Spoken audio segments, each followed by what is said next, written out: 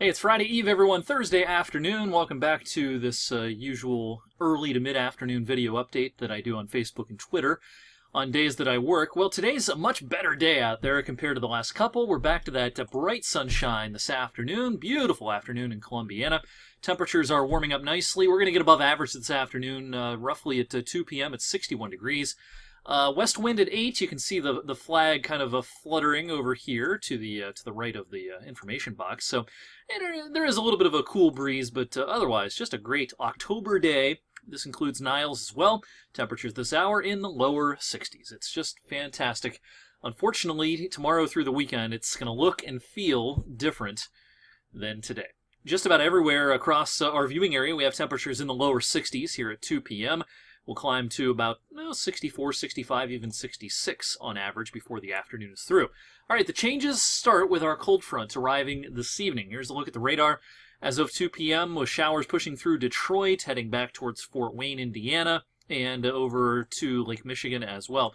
This is the front that's going to track our way this evening. I think we're going to be dry through the daylight hours. Of course, the daylight hours now end at about 20 till 7. But after that point, we're going to start to get wet. Here's our high-resolution Futurecast model, dry for the next several hours. But then as we get into the evening, by 7, 8, 9 o'clock, we're going to see these showers pushing through. It'll be a soggy evening. Once we get into the overnight, past midnight, we'll see the showers starting to push away by 1 o'clock or so. Tomorrow starts dry, but I think showers can return before the end of the day on Friday. The big story for the weekend, the temperatures. Saturday morning, temperatures staying above freezing, with clouds, maybe even a rain shower in spots on Saturday.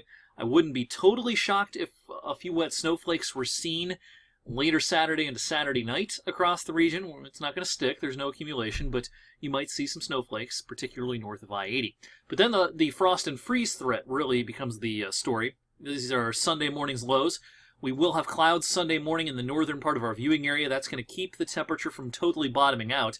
But in the southern part of our viewing area where it's likely to be clear, look at these readings. We'll go below freezing with heavy frost and a freeze. Now, everyone has a good chance to see a hard freeze Sunday night into Monday morning. Look at these temperatures. You know, it could be in the mid-20s in some places. First thing Monday morning. So the growing season's going to end. This will be a hard freeze. And then after that, when it warms up next week, we can start talking about Indian summer. We'll talk about the longer range as usual and weather for Weather Geeks this evening, including next week's mild trends. What does the very end of October and the first week of November have in store? We'll take a look at that as well. Weather for Weather Geeks this evening. And of course, if you're watching on TV, 6 and 11, I'll have your fresh 7-day forecast. Thanks as always for watching.